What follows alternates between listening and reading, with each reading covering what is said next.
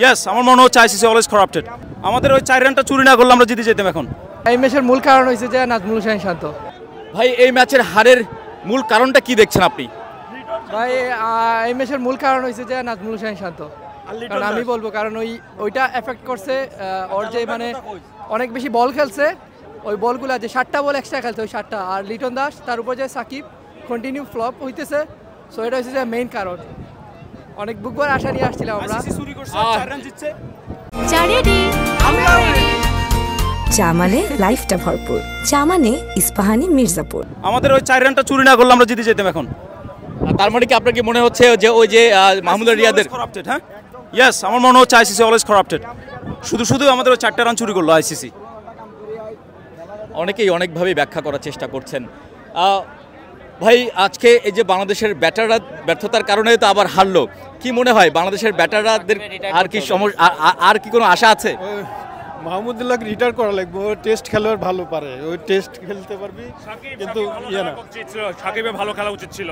Disappointed, very disappointed from him.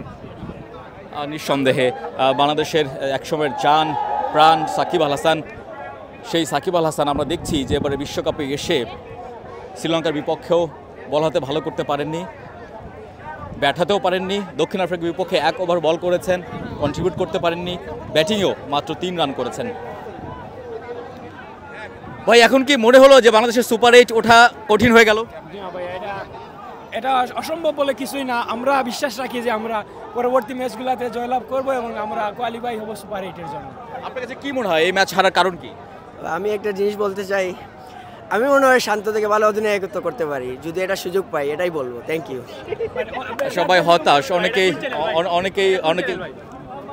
অনেকেই আসলে খেলা দেখতে এসেছিলেন। আপনি মাঠে ঢোকার সময় কথা হচ্ছিল আপনার সাথে, আপনি খুব আশা নিয়ে ঢুকেছিলেন। আমি আজকে কিন্তু কমপ্লেন করব না, বাংলাদেশ টিমের জন্য কোনো কমপ্লেন নাই। আমরা তো খেলা হারছি, that's fine, but complain about the umpire, তৌহিদের আউটটা দেওয়া ঠিক হয় নাই। তবে আমি আমাদের টিমের খেলার জন্য খুবই সন্তুষ্ট, এভাবে হারার মধ্যে কোনো দুঃখ নাই। আগামী খেলা ইনশাল্লাহ জিতবো নিঃসন্দেহে। I think Sakib need to leave the team. Yeah, he need to go for rest. He need to go on a vacation.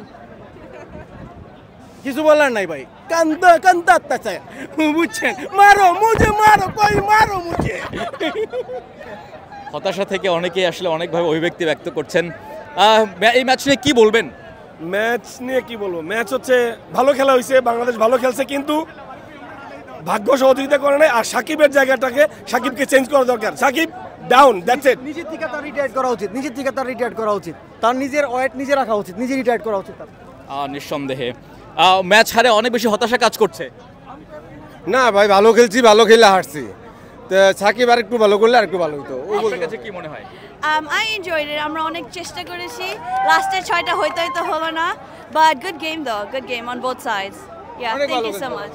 নিঃসন্দেহে তাওহিদ হৃদয়ের যে আউটটা ছিল, আম্পায়ার্স কল একেবারে একটুখানি মাত্র স্টাম্প ছুঁয়ে গেছে, যেটা আসলে আম্পায়ার্স কলে আউট হয়েছে, সেটা না হলেও হতে পারতো। এটা নিয়ে অনেকেই কথা বলছেন।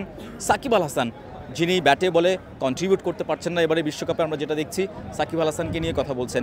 দেখেন কতটা ভালোবাসা থাকলে মানুষ এভাবে খেলা দেখতে আসতে পারে। একদম স্ক্র্যাচ ভর করে খেলা দেখতে এসেছেন, এই যে এত কষ্ট করে খেলা দেখতে এসেছেন, একদম মানে মন খারাপ করেই তো বের হতে হলো।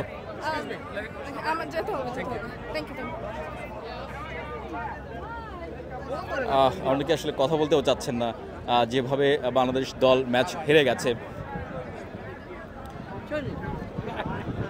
ভাই এই ম্যাচ নিয়ে কি বলার আছে? কিছু বলার নাই, কষ্ট লাগতেছে অনেক। কোথায় হারলো কি মনে হয় আপনার? ভাই কি মনে হয় ম্যাচটা কোথায় হারলো বাংলাদেশ? ভাই তারা মিডল ওভারের দিকে ভালো খেলতে পারে না, এই জন্য হারছে। নিঃসন্দেহে বাংলাদেশের এই যে এত দর্শক, যত দিকেই তাকানো যায় এখন ভারাক্রান্ত মনে সবাই বেরিয়ে যাচ্ছেন। এরা প্রত্যেকে এসেছিলেন বাংলাদেশের জয় দেখতে, বাংলাদেশের জয়ের জন্যই তারা এসেছিলেন, বাংলাদেশের জয় দেখতে। কিন্তু তারা আসলে বাংলাদেশের জয় তো দূরে থাক, বাংলাদেশের হার নিয়ে বেরো। ভাই বাংলাদেশের এই ম্যাচ 4 রানে হার, 113 রানও বাংলাদেশ করতে পারলো না। ভাই কিছু বলার নাই ভাই, বাংলাদেশের আমার যেটা মনে হয় যে ক্যাপ্টেন তাকে দল থেকে বের করে দেওয়া উচিত। তাকে যদি দল থেকে বের করে দেওয়া হয় তাহলে বাংলাদেশ টিম অনেক ভালো খেলবে। আমরা এখানে জিততে আসিনি, আজকে একটা ভালো খেলা দেখছি, অবশ্যই best of luck Bangladesh, next time হবে। লাল সবুজের প্রিয় জার্সি পরে এসেছিলেন সবাই, বুকে টাইগার ধারণ করে এসেছিলেন। টাইগারের মতো বোলিংটাও ছিল, ব্যাটিংটা হলো না। না মন খারাপ না, ভালো খেলছে, চেষ্টা করছে, সব দিন জিতবে না, আজকে চেষ্টা করছে, এটা ভালো লাগছে। আর কি মনে হয় শেষ দিকে মাহমুদুর রিয়াদ ফিনিশিং করা উচিত ছিল, যদিও 6 হতে হতে আউট হয়ে গিয়েছিলেন?